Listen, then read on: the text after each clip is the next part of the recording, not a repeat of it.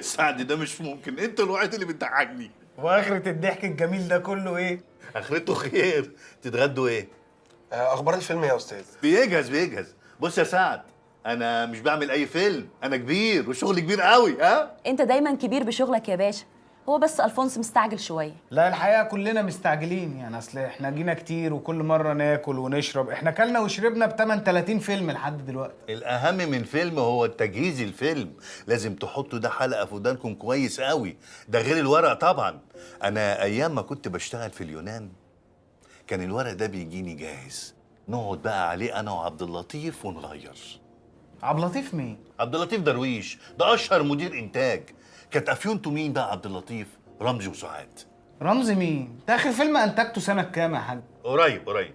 على فكره، انا كان النجوم مصر كلها بتقف قدام مكتبي طوابير. انتوا ما جيتوش مكتبي خالص؟ لا ما جيناش المكتب قبل كده. هو فين المكتب؟ في الزمالك ولا استوديوهات عجمان. يا سلام يا سلام، لو كنتوا حضرتوا الايام الجميله دي كان الفن حلو والورق حلو والدنيا كانت زي الفل. الله يرحمك يا نبيه يا زلابيا. تعرفوا زلابيا؟ يا عم زلابية مين وبلح الشام مين؟ فين الفيلم يابا؟ انت كل مرة تيجي ناكل ونشرب وتقعد تحكي لنا في حواديت. البنت شعرها وقع والواد اتكسح والفولورز بتوعهم راحوا في داهية، وانت تقعد تقول لنا عبد اللطيف عبد المجيد عمل مش عارف ايه، ومحمد اكشن قال ايه، ومش عارف كيلاني سافوريا ضرب مين. احنا مالنا احنا؟ ايه ده؟ انت مضايقني يا تافه.